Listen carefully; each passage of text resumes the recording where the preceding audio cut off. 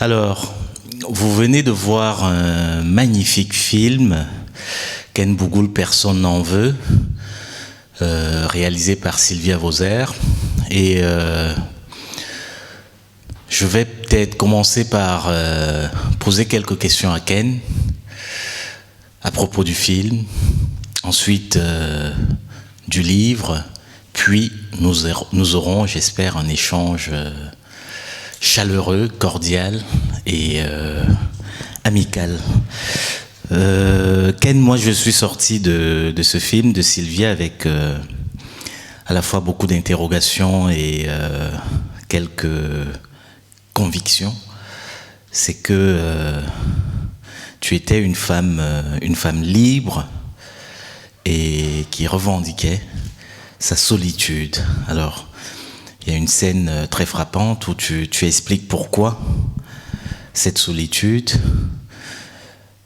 Moi, j'avais peut-être envie de te demander si finalement ton meilleur compagnon, ta meilleure compagne, n'a jamais été que la solitude. Et pourquoi cet amour pour la solitude? Bonsoir tout le monde. Je ne sais pas si je pourrais répondre à la question, parce que parler de solitude, meilleur ami, meilleure compagne, parce que je suis avec vous, donc je ne suis pas seule, et je suis très contente d'être parmi vous ce soir. Ce que moi j'entends par solitude, ce n'est pas une question de me retrouver quelque part isolé dans un monastère du Tibet au pied de l'Himalaya. C'est-à-dire la solitude, c'est par rapport à une question où que je sois, avec qui que je sois. C'est une question d'être moi-même, mais d'être totalement moi-même. Et ça, du seul fait que je revendique, c'est même pas une question de revendication. Moi, je suis pas dans le militantisme, quel que soit le nom qu'on veut lui donner.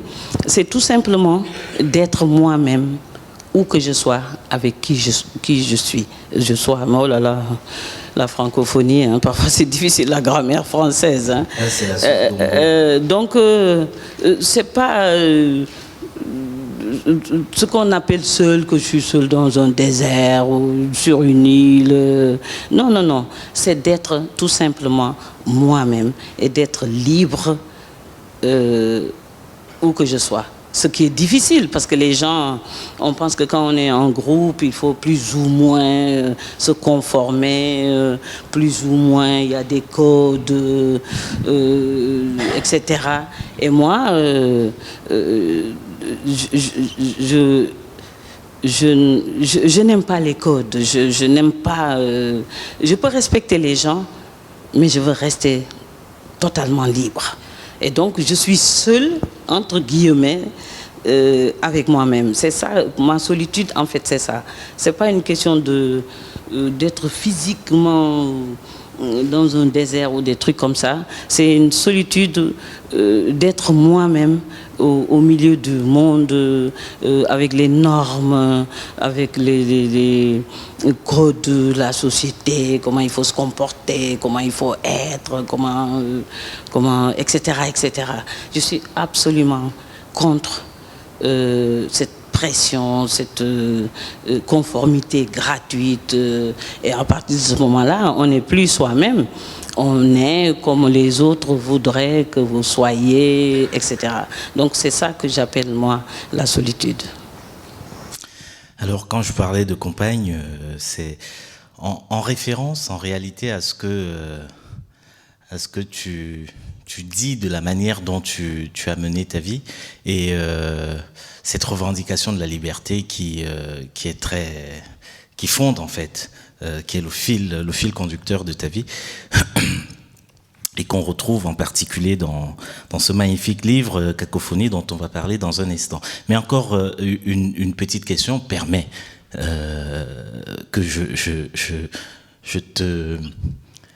te cuisine encore un peu à la sauce gombo avec ce film. tu y parles, j'allais dire abondamment, du regard que tu portes sur ce continent. Le continent clair-obscur, comme tu l'appelles souvent. Et quand tu affirmes là que tu n'as pas de revendications militantes, etc., il me semble quand même que dans tes propos, ton regard, le texte qui est dit dans ce film, le regard que tu portes sur le continent est un regard acéré. Est-ce que tu penses que c'est un propos, non militant? Non militant, c'est un propos critique, tout simplement. Et que je peux avoir sur n'importe quelle société, que ce soit les sociétés occidentales, américaines, je peux en dire autant de la Chine, je peux en dire autant du Japon, de n'importe quel pays, parce que je sais ce qui se passe partout, je fais même allusion à d'autres pays qui ne sont pas forcément l'Afrique, mais c'est que je vis en Afrique, donc là où je vis, la proximité et la promiscuité par paresse et que c'est en plus gratuit avec tout ce qui m'entoure au quotidien, ça peut me servir pour avoir, parce que j'ai mes idées, je pense, mon esprit critique, comment je vois comment les choses se passent, sans pour autant être un militant dans la rue. Moi je manifeste pas, je suis pas dans une association, je suis pas au forum civil, je suis dans rien du tout, je veux pas appartenir à des trucs machin, mais ça ne m'empêche pas d'avoir un regard critique sur ce qui se passe et de le dénoncer à travers mes écrits. Et si quelqu'un me donne un micro et me demande de ce que je pense d'une situation en Afrique ou ailleurs, mais là on reste en Afrique, je peux dire ce que j'en pense, mais je ne suis pas dans le militantisme militant. Disons, l'écriture permet de s'exprimer, de dire des choses. Et si on me demande mon avis dans la rue, un micro-trottoir, je dirais toujours ce que je pense. Et comme j'ai vécu, voyagé dans beaucoup de pays d'Afrique, donc j'ai quand même une certaine idée de ce qui se passe et ce que j'en pense et ce qui m'interpelle et que je peux soit dire à travers des interviews ou des discussions avec des amis, ou que à travers mes écrits, je les glisse dans ce que j'écris. Alors justement, tu parles d'écrits. J'en viens à ce roman, Cacophonie. Pour ceux qui ne l'ont pas lu, c'est une sorte de huis clos, une femme bouleversante, énervante, agaçante par moments, qui souvent est difficile à suivre.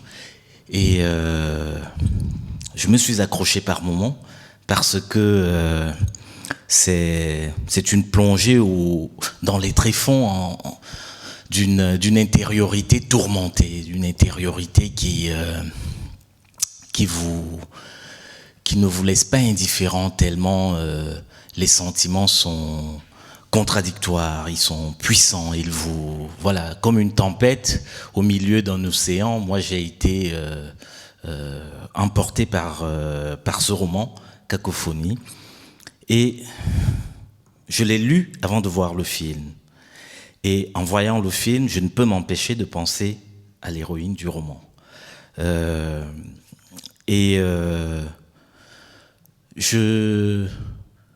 Nous allons discuter avec ceux qui sont venus t'écouter ce soir, mais je ne peux m'empêcher de te poser une question, ce sera la seule. Est-ce que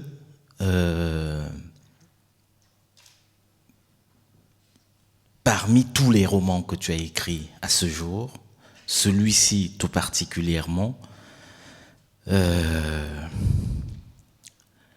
résonne en toi d'une manière particulière? Pas plus que les autres, hein. Quand on écrit, quand on est dans n'importe quel livre, on est engagé, on s'investit, on est dans le livre. Donc je ne le considère pas plus profond ou plus, tout ce dans quoi je m'implique, même quand je fais tout simplement des œufs sur le plat, je l'ai fait avec autant d'investissement, avec autant d'implication. Tout ce que je fais, je le fais toujours avec cette les œufs au plat chez Ken Bougoul sont aussi bouleversants que ça. Ah, peut-être même plus bouleversant. D'accord. Non pas plus que les autres, quoi. C'est-à-dire qu'il ne faut pas le comparer aux autres.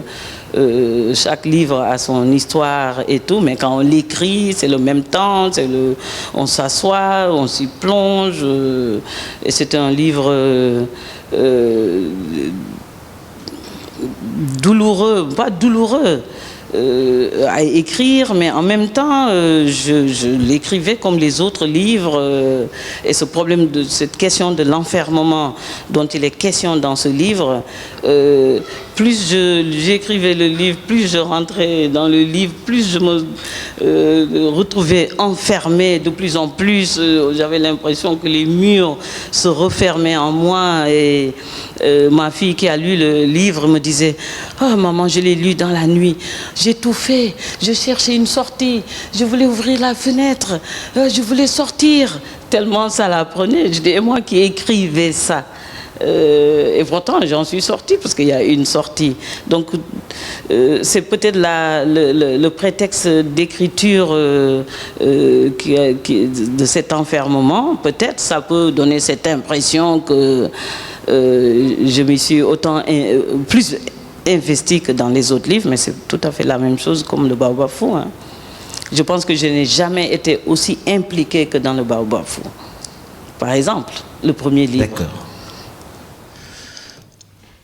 Je ne monopoliserai pas plus la parole. Est-ce qu'il y a un micro pour celui-ci? Qui ont des questions à poser. Vous pouvez poser des questions sur autre chose. Hein. Ou sur le film, bien sûr. Ou sur tout à fait autre chose, comme tu dis. Alors, qui se lance en premier?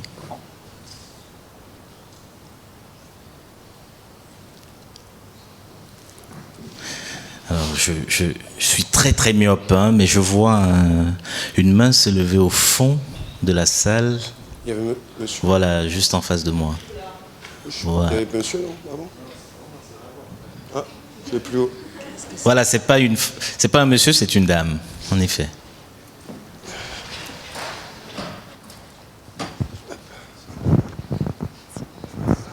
Bonjour, j'avais une question par rapport au début du film, vous parlez de rejet avec la société sénégalaise, etc. Est-ce qu'aujourd'hui vous avez des réponses sur ce rejet? Pourquoi il y a eu ce rejet et en quoi il a influencé dans votre bien-être, etc. Enfin voilà, intérieurement.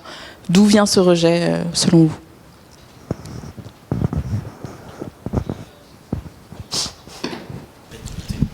Non, c'est bon. Non, tout ça, c'est par rapport à une période bien déterminée. La première période, c'est en 1900...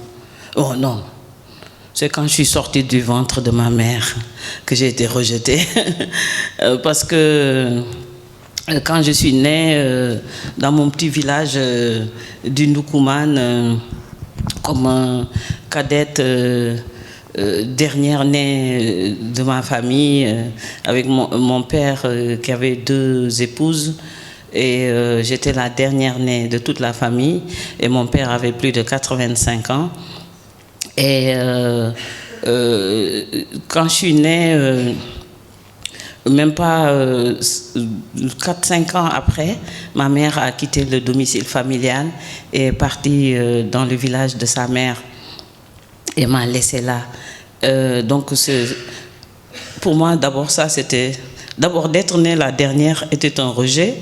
D'avoir un père qui avait plus de 85 ans, que je prenais pour mon père, était un autre rejet, parce que je pensais que c'est mon grand-père. Donc, je n'avais pas de père, moi, quand je suis née. Mais j'avais un grand-père. Le départ de ma mère, un autre rejet. Quand j'avais 5 ans, mon père est devenu aveugle. un autre rejet parce qu'il ne m'a plus jamais revu. Il m'a touché, mais pas plus jamais vu. Donc, mon père ne m'a pas assez regardé, mon grand-père, père, il ne m'a pas assez regardé. D'abord, c'est des rejets. En plus, je suis la seule femme dans ma famille à aller à l'école. Donc, tout de suite, marginalisée, un autre rejet. Le fait d'être la seule femme à aller à l'école, et puis malgré toute la souffrance, quand ma mère est partie, m'a laissé le père aveugle quand j'avais 5 ans, tout ça, j'étais rejetée, mais j'en ai pas fait quelque chose pour m'abattre. Donc l'école m'a permis d'aller à l'école, d'apprendre des choses. Ça m'a permis de plus ou moins de rabattre ou remettre dans le backup de ma conscience ça pour me consacrer entièrement à l'école. Quand j'avais quand même 13, 14 ans, 15 ans, on voulait me marier au fils du voisin qui faisait des études HEC à Toulouse. J'ai refusé, ce que je regrette aujourd'hui, parce qu'il est devenu un grand banquier, et moi je suis très fauchée. Donc je me dis, oh là là, j'aurais dû. On me dit, mais comment elle peut rejeter? Parce que j'étais, à l'époque, dans l'environnement proche, la seule femme qui était à l'école, donc un étudiant en HEC devait épouser une fille qui avait... Je dis non. Et j'ai toujours dit non. Donc, on me rejetait, mais moi aussi, je rejetais déjà la société. Et quand un de mes frères, qui est toujours en vie, qui a 86 ans, à l'époque, mais il y a très longtemps, parce que j'aime pas dire mon âge, parce qu'il y a tellement longtemps qu'on dit, ah c'est, oui, il y a longtemps. Comme dit l'écrivain gabonais Janis, il y a, en 1900 longtemps, comme ça, on disait que oui, il faut faire attention, parce qu'une jeune fille, parce que j'aimais faire du vélo, on disait non, il ne faut pas faire du vélo, parce que tu vas perdre ta virginité. Je dis, mais pourquoi je dis, ah non, parce que si tu te maries, on va vérifier ta virginité.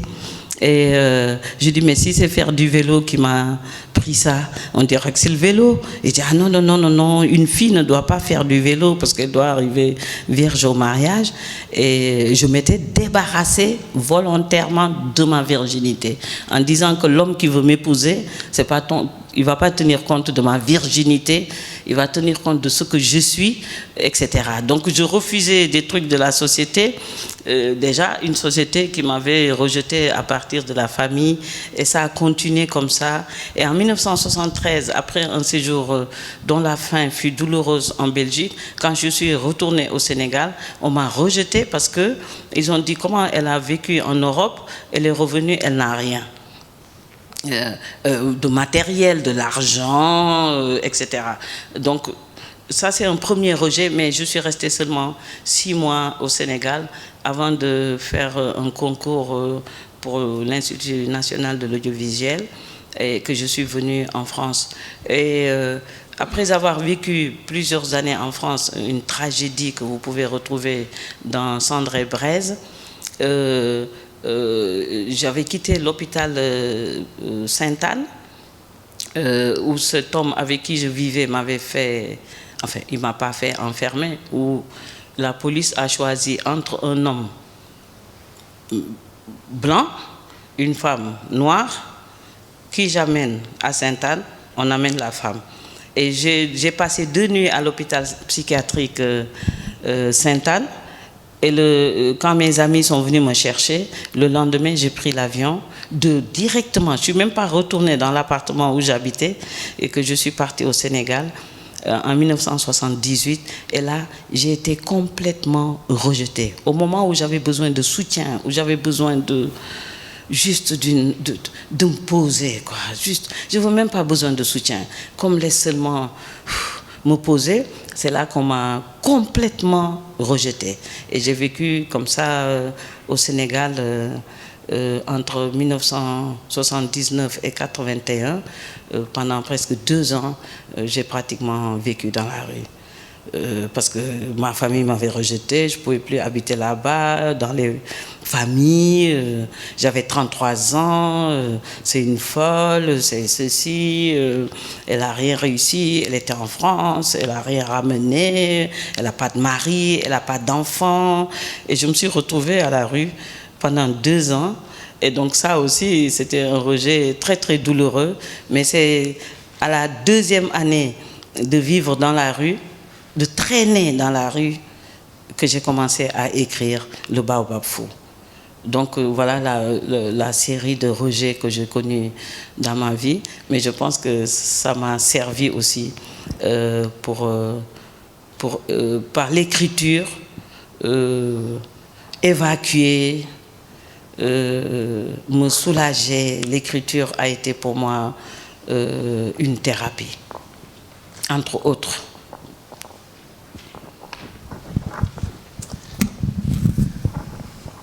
Tout en haut. Je ne sais pas si tu me vois, Ken. Je suis Philippe, tu m'as rencontré. J'étais à TV5 Monde avec les gens de la tribu pour ton émission. Je vais lire 2 phrases, Ken, que j'extrais de ton premier roman, donc Le Baobab Fou. Si je lis cette phrase, c'est parce que tout simplement le festival Néophare est un festival militant, ne t'en déplaise, Ken, et où on évoque le colonialisme, où on évoque l'histoire pour mieux comprendre l'avenir. Donc je lis simplement trois phrases de ton livre qui fait le lien entre finalement tes problèmes très personnels et ton rapport à ta mère. Et puis, même si tu n'es pas une militante, tu vas comprendre que tu l'es sans le savoir à ce moment-là. Alors Ken, voilà ce que tu écrivais. Le pays venait d'avoir l'indépendance. Le moyen de faire marche arrière. Peut-être retourner au village, me blottir dans les cuisses chaudes de la mer. Rouler dans le sable, écouter les contes et les légendes de l'Afrique. Baigné de frayeur, de curiosité, de découverte. Retrouver ce halètement imperceptible qui saisissait les enfants, dont le regard tremblant évoquera plus tard cette naïveté devant le monde. Mais l'indépendance m'avait déçu. Je croyais l'indépendance allait me sauver. Je ne constatais aucune acquisition d'identité propre, aucun souffle. L'indépendance était comme la reconnaissance et l'officialisation de la dépendance. Ben ça, c'est très bien écrit. Ken, bravo. Oui, mais vous l'avez entendu dans le film. Oui, c'est moi qui l'ai dit. Il confirme. Parce que moi, je suis née pendant la période coloniale, donc je suis née pendant la période coloniale, j'ai vécu les indépendances, donc j'ai toujours mon mot à dire sur les choses. Bonsoir. En fait, ce que j'ai pu percevoir à travers le film, à travers vos écrits, c'est que la femme guerrière que vous êtes est dans sa rude errance, souvent au bord de la margelle d'elle-même. Et à partir du moment où on va d'un point à un autre, que l'on va quitter ce qui nous entoure, parfois, comme vous l'avez dit tout à l'heure, c'est aussi pour être mieux présent au monde. Et votre démarche, je me suis demandé si il n'y avait pas un paradoxe entre cette errance physique, cet exil intérieur, et puis, à un moment donné, le souci de la trace. Quand vous commencez à humer l'indigo qui vous ramène, je dirais, au pays perdu, aux origines, et que vous dites que vous souhaitez le transmettre après à Yasmina, je me dis que c'est aussi une façon de laisser sa trace. Est-ce qu'il n'y a pas un paradoxe entre l'errance, l'exil intérieur et peut-être la volonté de laisser une trace? C'était ma question. Merci. Enfin, je ne suis pas très intelligente. On ne fait pas une question d'intelligence. Je ne suis pas... je suis moins tordue que dans mes livres. Donc, non, il n'y a pas de paradoxe du tout. Parce que, pour moi, il n'y a pas de trace. Je parlerai plutôt de tâche. La tâche. Si vous avez lu le livre de Philippe Roth, La tâche. C'est-à-dire, où qu'on soit, où que vos aspirations, vos ambitions, votre errance, votre exil intérieur vous mènent, il y a toujours cette petite tâche qui poursuit, dont on se demande c'est quoi cette tâche. Mais au fur et à mesure, on se familiarise avec cette tâche. Et en se familiarisant, on se l'approprie, ça devient familier et on s'y attache, tout simplement. Donc il n'y a pas de paradoxe. C'est nécessaire d'avoir une tâche dans sa vie. Oui, tout à fait. Bonsoir. Ce film, Julia. ce film donne beaucoup de... nous attire. Oui, Julia Sarr, qui est donc non seulement la chouchou de Ken, comme vous l'entendez, mais aussi une chanteuse de grand talent, dont voilà Julia Sarr, qui vient de sortir un album magnifique. Voilà. Donc en tant que Sénégalaise, j'ai été très très émue, vraiment au sanglot. J'arrivais pas forcément à me contrôler en regardant ce documentaire, ce film. Par rapport au fait de s'appeler Ken Bougoul, j'ai deux questions en fait. Est-ce que vous n'avez jamais pensé à changer de prénom, parce que c'est une destinée quand même de s'appeler, personne n'en veut, toute sa vie. Est-ce que, vous avez voulu changer de prénom? Et la deuxième question, c'est, vous dites que vous habitez dans votre espace intérieur. Est-ce que, donc c'est un lieu secret, mais vous laissez de la place à l'amour? Voilà. C'était deux remarques comme ça. Et juste avant je voulais vraiment dire qu'avec ce film, on a vu que vos textes avaient un paysage, avaient une végétation, avaient une odeur, et que c'est un très très beau film. Voilà, merci. Merci Sylvia Roser. Et avait aussi une musique. Non, pour ce qui est du prénom de Ken Bougoul, qui signifie en wolof personne n'en veut, comme vous le savez, c'est un prénom très courant au Sénégal actuellement. C'est l'origine. À l'origine, pourquoi ce prénom de Ken Bougoul? D'où vient ce prénom? On dit que, comme dans le film, on le donne à un enfant de sexe féminin, né d'une maman qui a eu 2 ou 3 accouchements, et l'enfant était décédé au 1er, 2e, 3 jours. Donc c'est un prénom pour exorciser le mauvais œil, le mauvais esprit, en sous-entendant que même la mort n'en voudra pas. Mais moi, quand j'écrivais Le Baobab Fou, comme c'était une autobiographie légèrement romancée, et que tout de suite dire le je, à part je suis née dans le Ndoukoumane, j'avais déjà mis ce prénom de Ken Bougoul. Mais Ken Bougoul, c'était le nom de ma voisine en face de notre maison, de la maison de ma grand-mère au village. Et elle, c'est une petite fille, on avait le même âge, elle est toujours en vie. Elle me réclame toujours mon nom que j'entends dans les radios et les télés. Yo Mareto, ça me tourbe, parce qu'elle a dit que j'ai pris son nom qui est dans les radios et les télés. Et j'étais jalouse d'elle.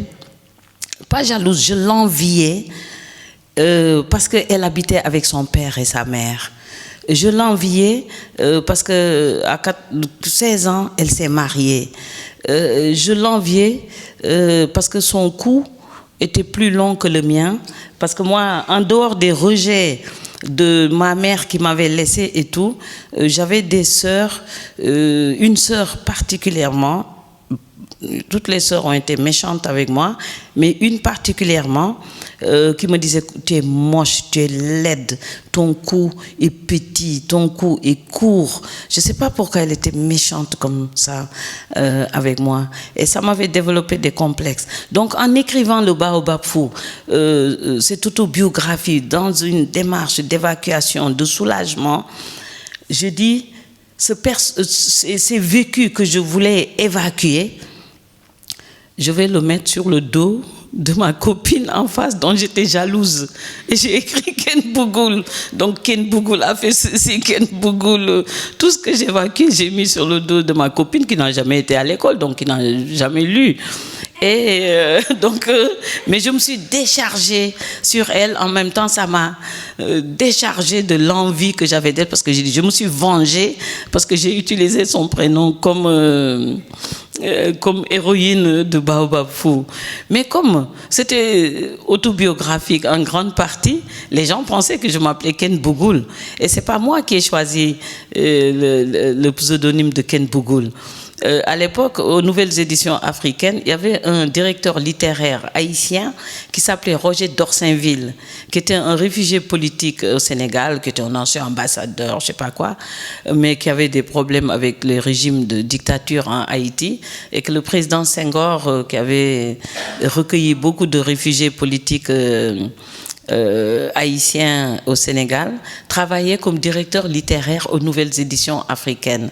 Et lui, il s'est dit, avec un peu de recul, que non, la société sénégalaise n'était pas prête pour de l'autobiographie d'une femme.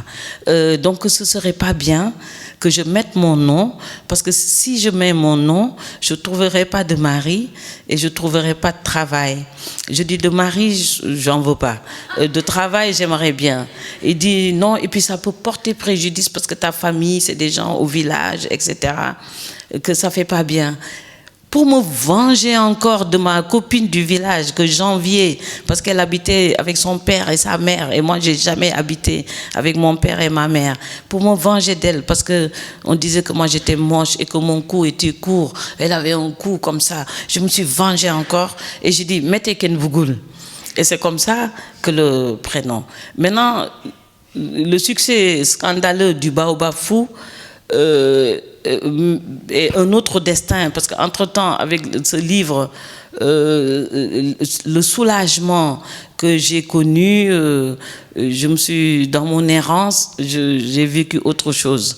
Et quand Cendre et Braise devait sortir, j'ai dit non, maintenant je vais mettre Marietou. Et puis on me dit mais non, parce que le Baobab Fou est tellement connu, on travaille tellement dessus, c'est un livre vraiment, il est partout, que si tu mets Marietou Mbaye, après ça va. J'ai dit ok, je continue 3 livres. Et c'est avec La Folie et la Mort, quand le 4e livre sorti, j'étais invitée à l'université de Tucson en Arizona, et une béninoise qui enseigne à l'université de Tucson là-bas, au département d'études francophones, je sais pas quoi, avait écrit une communication pour une réunion des professeurs aux États-Unis. Elle s'appelle Irène d'Almeida Asiba, quelque chose comme ça. Et elle, dans sa communication pour les professeurs américains, là, elle m'a donné le document. Quand je suis allée dans son bureau, elle avait dit que le prénom de Ken Bougoul convient à l'auteur Marietou Mbaye. Parce que d'abord, son écriture, quand le Baobab Fou est sorti, en dehors de l'autobiographie qui a bouleversé plus d'un, il y avait l'écriture. Parce qu'habituellement, les livres que nous avions l'habitude d'étudier et d'enseigner n'étaient pas écrits de cette façon-là.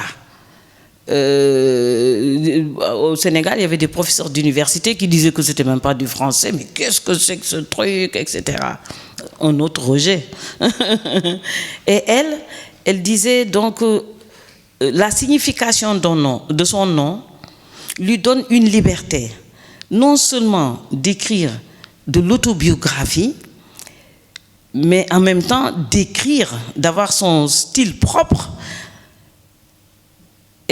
personne ne peut rien lui dire ou faire. Parce qu'elle a imposé un style que nous sommes obligés d'accepter, que nous enseignons, que nous étudions. Donc, l'auteur Mariétou Mbaye, elle s'appelle vraiment Ken Bougoul. Parce qu'on peut dire tout ce qu'on veut, me faire ce qu'on veut, me mettre même par terre. Mais je vais toujours me relever. Parce que personne ne peut rien contre moi. Même la mort ne peut rien contre moi. Le jour où je voudrais mourir, je vais l'appeler, je lui donnerai rendez-vous. Et parce qu'elle a dit, donc elle a fait le travail sur le style, sur les thématiques abordées, comment elle écrit ses livres, et puis elle persiste et signe qu'elle est Ken Bougoul. Elle n'est plus Mariétou Mbaye, elle s'appelle Ken Bougoul. En faisant un travail sur la signification du nom et les livres et le style d'écriture. Et ça, pour moi, quand elle m'a dit ça, parce que moi je suis toujours complexée devant les professeurs, j'étais ah bon. Et depuis ce jour-là, j'ai dit maintenant je suis désormais Ken Bougoul.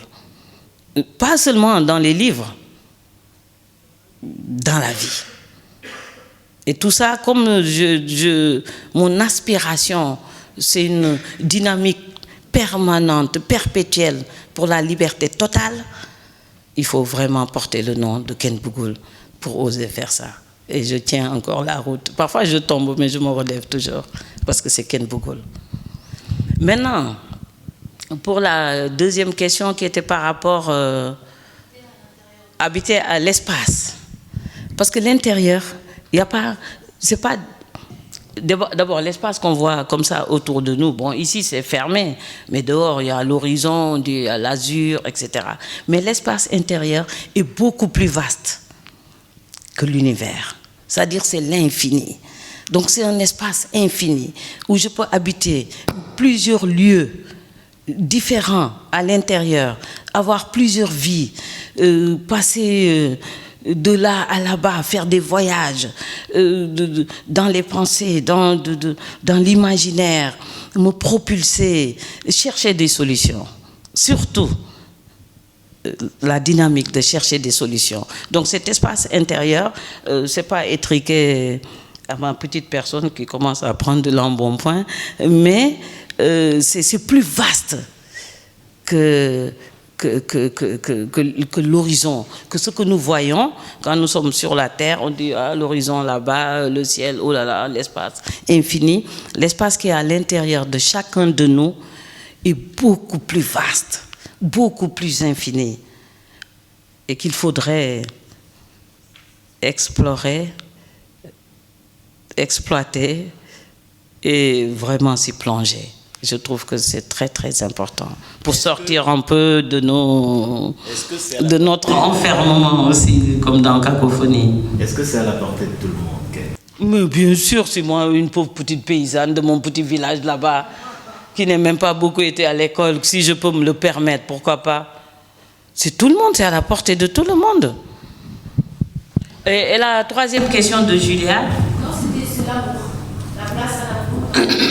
C'est que dans le film, si vous lisez, parce que c'est des passages de textes qui sont lus, quand je suis avec les gens, je fais mon numéro, je ne sais plus comment j'ai dit ça, sauf avec l'amour. Mais dans le texte, hélas, il y a le mot hélas. Donc, il y a cette... je ne sais plus dans quel livre c'était ça. En tout cas, il y a ce hélas. Mais je sais que quand je vais rencontrer mon breton de 75 ans qui a un bateau, voilà, ça c'est sûr que je ne ferai plus jamais semblant. Mais malheureusement, j'ai mis plein d'annonces dans les journaux, dans le chasseur français, dans le chasseur breton, 75 ans avec un bateau. J'arrive pas. Si vous avez des oncles ou des... Hein, voilà, je cherche l'amour avec un breton.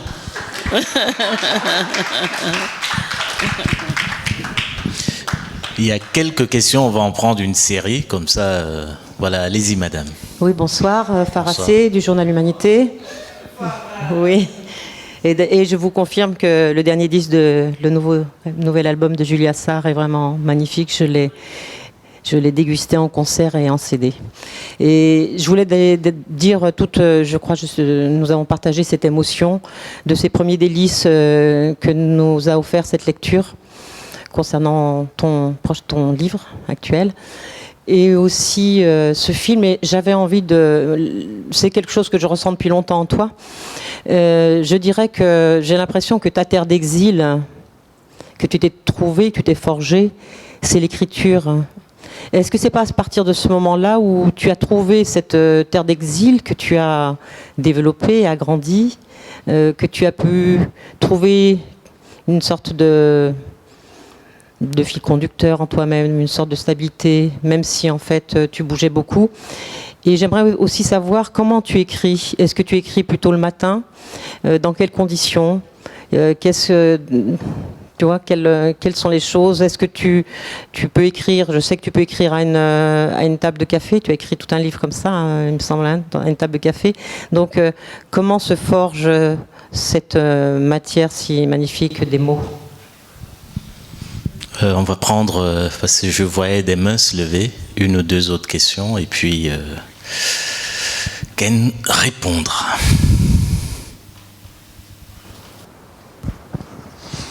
Bonsoir Ken, et merci pour le film c'est Sylvia. Sylvia, merci pour le film. Moi j'ai rebondi sur l'amour. Tu l'as survolé tout à l'heure, pas beaucoup, mais c'est par rapport à ce que tu as dit dans le film. Tu fais semblant avec tout sauf l'amour. Et moi j'ai lu Sandré Braise, j'ai lu Baobab Fou, j'ai lu aussi Riwan. Mais Sandré Braise, je rebondis là-dessus. Je voulais savoir qu'est-ce que c'est que l'amour par rapport à toi. Et pour toi, ça c'est par rapport à quelques passages de Sandré Braise. Quand j'ai fini de lire ce bouquin, si tu te souviens, c'était à 6h du matin, je t'ai écrit. J'ai dit ouf, je viens de sortir de l'enfer. Ben oui, parce que et je crois que c'est dans ce livre que ton dernier retour à Dakar a eu lieu. De cette maison de psychiatrie. C'est après ce scandale avec ce monsieur. Je me demande, c'est de l'amour ou c'est de quoi? Ou tu as été envoûté, comme on dit en Afrique? Ou qu'est-ce qui s'est passé? Voilà, je voudrais savoir l'amour à partir de ça. Alors, une dernière question et puis Ken va répondre, sinon elle va oublier.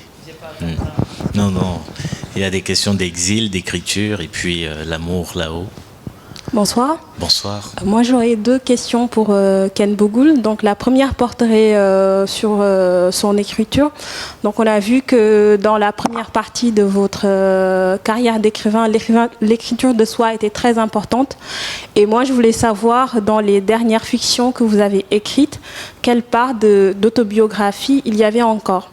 La seconde question porterait sur Ken Bougoul en tant qu'écrivain femme, et peut-être qu'il y a des choses à dire sur les femmes en Afrique.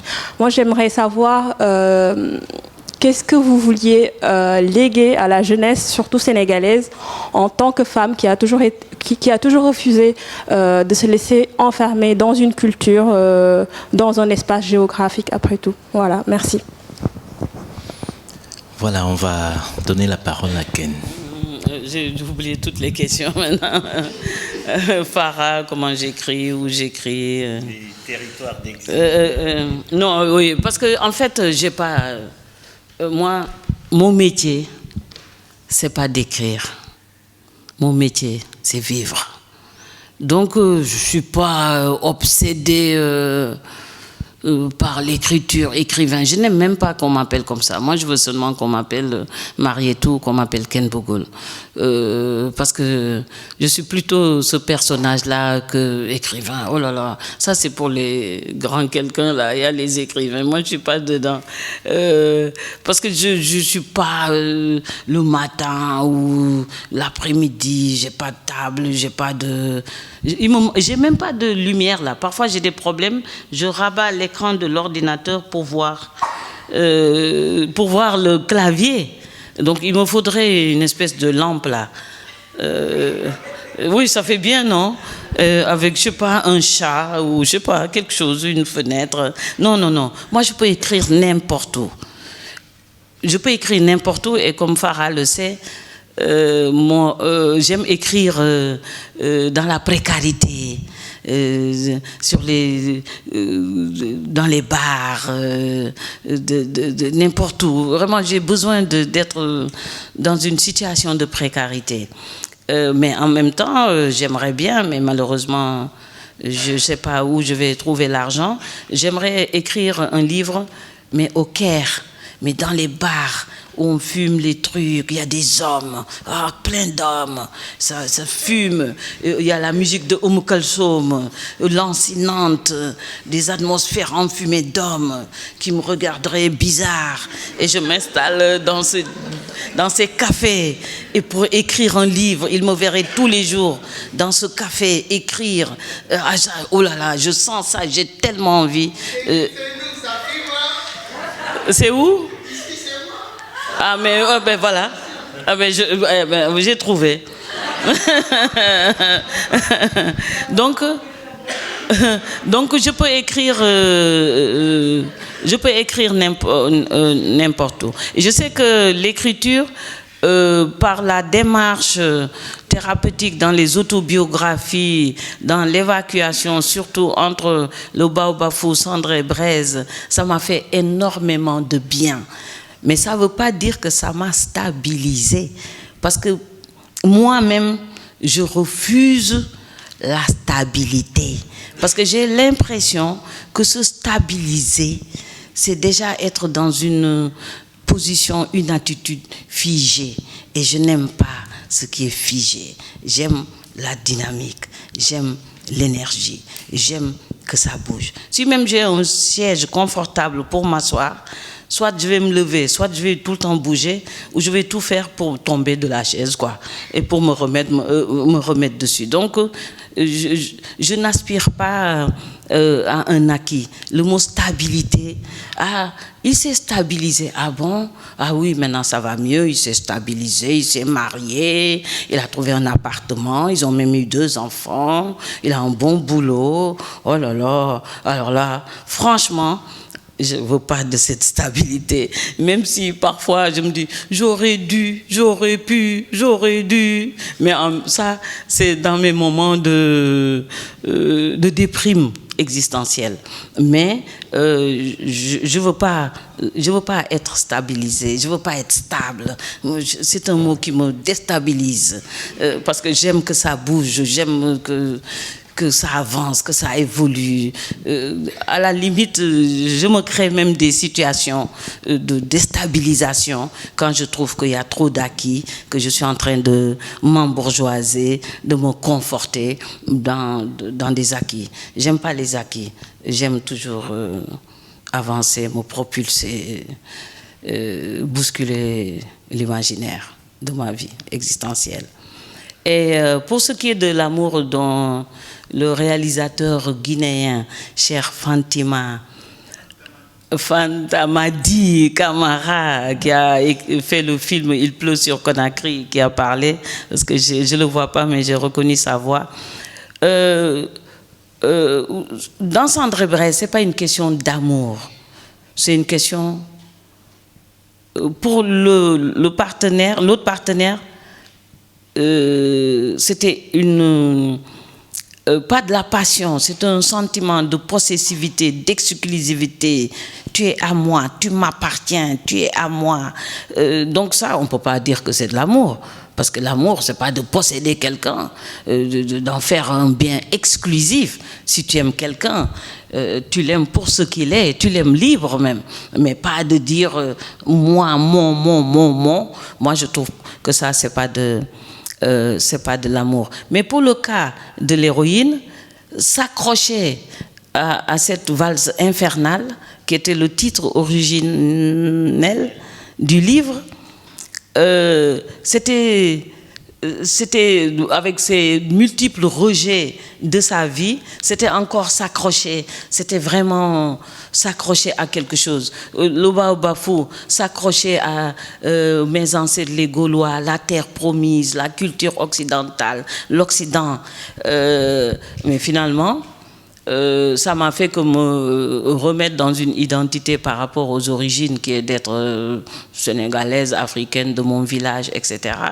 Dans le Baobafou, dans Cendré-Braise, c'est là que la question identitaire par rapport à la condition de femme m'a interpellée. J'ai dit donc, un homme et une femme, la femme va dire « mon mari ».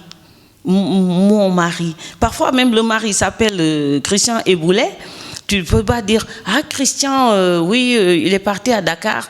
Mon mari est parti à Dakar, mais il s'appelle Christian. » Mais ce sentiment de dire ma femme, mon bien, comme je déteste. Et c'est par Cendré-Braise que la quête identitaire par rapport à la condition de femme s'est posée. Donc, c'était important. Si je n'étais pas passée par là, je serais tout simplement une bonne femme. Et comme je n'ai pas envie d'être tout simplement une bonne femme, je suis passée par cet enfer. Enfin, dans la Divine Comédie de Dante, on ne va pas en enfer directement. Hein. Il y a le purgatoire, il y a des chambres par-ci, par-là. Et dès que j'ai pris conscience de ça, j'ai pris une porte à gauche, je me suis sauvée.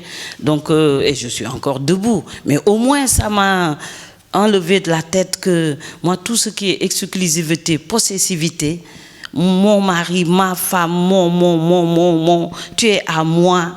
Les femmes qui sont là, tu regardes quoi? Qu'est-ce que tu as fait? Tu étais avec qui? Oh mon Dieu, mais laissez-le faire sa vie. Fais-toi aussi ta vie. C'est-à-dire... c'était important que je passe par là pour acquérir une autre approche de l'identité par rapport à la condition féminine. Donc je regrette rien. Moi, tout ce que j'ai connu dans la vie, les souffrances, les rejets, d'avoir vécu dans la rue, d'avoir eu faim, d'avoir eu soif, ça n'a jamais été quelque chose que j'ai porté comme Atlas porter le monde sur la tête. Hein. Non, non, non, non, non. Je me disais tout ça, c'est dans la dynamique. Parce que l'essentiel, c'est d'avancer, quoi. Je ne piétine pas sur les obstacles. Quand je me tombe, je veux toujours me relever. Ça me sert même, parce que toutes ces difficultés, j'ai pris une paire de ciseaux. Tout ce qu'il y avait comme truc, désormais, je coupe, je jette. Tchac, je coupe. Et plus je coupe, plus je m'allège, plus je me dégage, plus je me sens moi-même, plus je me sens plus légère et plus je peux monter, plus je peux avancer. Donc, il a fallu que je passe par là pour arriver à ce que je suis aujourd'hui. Donc, je ne regrette rien. Oui, maman, Madame Diop, Christiane Yande Diop, directrice de Présence africaine. Attendez. Compagnon breton. Mais minimum 75 ans. Minimum 75 ans. De 75 ans? Minimum. Oui, mais attention, quelquefois ils sont assez rudes. Mais avec un bateau. Avec un bateau. Ah oui. Mais à ce moment-là, tu seras jalouse de cet homme? Parce qu'apparemment, tu n'es pas une femme jalouse. Non, c'est parce que je l'épouse pour son bateau. je l'épouserai pour son bateau, en fait. Il faudrait que tu répondes à la jeune fille sur la dimension autobiographique. Oui. Et l'engagement en tant que femme vis-à-vis notamment des jeunes Sénégalaises. Oui, oui. Ah là là, les jeunes Sénégalaises, moi qui attends d'elles qu'elles Qu'elle m'inspire. Non, pas bon. Il y a des autobiographies romancées, mais vraiment c'est de l'autobiographie. Si on parle de Baobab Fou, si on parle de Sandré Brest, si on parle de Riwan, si on parle de L'autre côté du regard, c'est pas très autobiographique, mais ça l'est. Mes hommes à moi.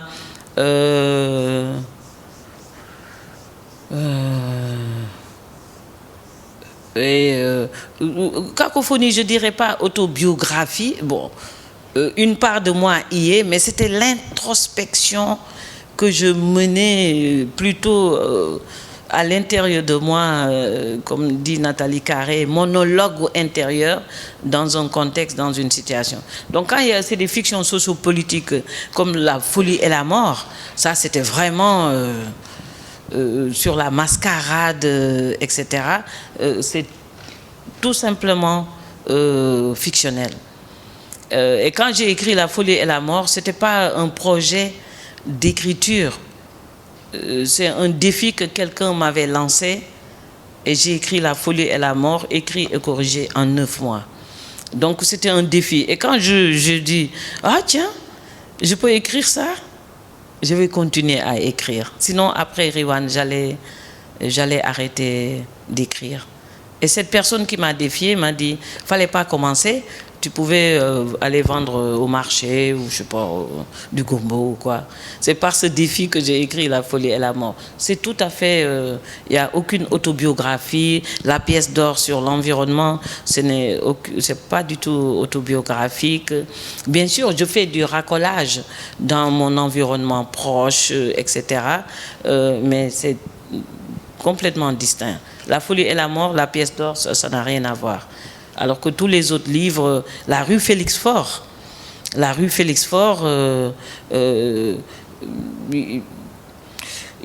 pas de l'autobiographie, mais j'ai transposé une préoccupation, un problème, une interpellation à travers une souffrance que j'ai transposée dans un autre univers, mais sans le vivre de moi-même. J'ai fait un transfert. En faisant un scénario de film qui était tombé, que quelqu'un avait ramassé, qu'il lisait, etc. Ça, c'est des trucs, quand j'écris quelque chose, je cherche toujours ce livre aussi, comment je vais l'écrire, comment je vais le construire. Je suis très sensible... je suis même beaucoup plus sensible à ce travail de construction que même la thématique même du livre, qui finalement, même si c'est autobiographique, n'en est qu'un prétexte d'écriture. Je suis de plus en plus passionné par l'écriture que par le prétexte d'écriture. Mais il faut que ça soit quelque chose qui m'interpelle, pour que je puisse m'en servir réellement comme trame pour faire de l'écriture. Pour ce qui est des jeunes Sénégalaises, moi, voilà, enfin, il faudrait d'abord que je me prenne pour une femme. Il faut que je sais pas, moi, les jeunes Sénégalaises, elles sont tellement, en tout cas, quand je vis au Sénégal, je vis en Afrique, moi, je suis fascinée par les femmes africaines. Même par sa jeunesse, surtout les jeunes filles et les jeunes femmes. Le continent est dans une situation de détresse au niveau de nos gouvernances, les conflits, les millions de déplacés sur le continent, certaines maladies qu'on peut guérir, qu'on ne guérit pas. L'exploitation des ressources, c'est devenu vraiment comme un appât du monde entier. Tout le monde plonge comme les condors là, avec les cerfs sur l'Afrique. Malgré tout cela, l'Afrique survit. Il y a une énergie. Les problèmes, on ne connaît pas. Qu'est-ce qu'on connaît? Solutions. Il faut trouver les solutions. On bouscule nos imaginations. Tous les jours, tu te réveilles. Qu'est-ce que les enfants vont manger? Comment je vais régler ponctuellement les choses au jour le jour? Et cette Afrique, qui est devenue comme un enfant abandonné, ce sont les femmes africaines qui la tiennent dans leurs bras. Et ça, les jeunes femmes africaines, aujourd'hui, jouent un rôle très très important. Elles sont en jean, elles sont en jumba out. Jumba out, c'est les trucs des jeunes filles là où moi j'ai un bon nombril, hein, j'en profite pour le montrer. Elles sont jeans modernes, les cheveux comme ça. Elles sont dans les marchés, elles écaillent le poisson, elles coupent les légumes, elles épluchent, elles vendent les petits déjeuners, elles vont chercher des trucs là, vont le revendre là-bas. Elles sont dans les cars, elles se réveillent. Il n'y a pas... Alors qu'il y a la déperdition scolaire. L'éducation est un problème très grave sur tout le continent africain.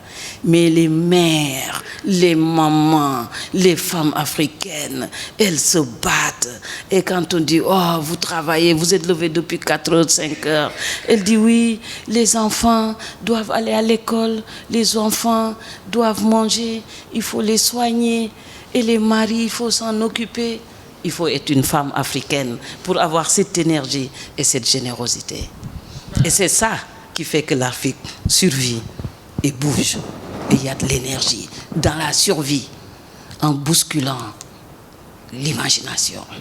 Il n'y a rien d'acquis là-bas. C'est au jour le jour. Comme j'ai dit dans Cacophonie, ce n'est pas la survie, c'est vivre au-dessus de la vie. C'est ça qui se passe en Afrique. Et les jeunes femmes africaines sont sur les traces de leur maman. Les femmes africaines sont en train de devenir ce qu'elles étaient. Et c'est formidable pour le continent.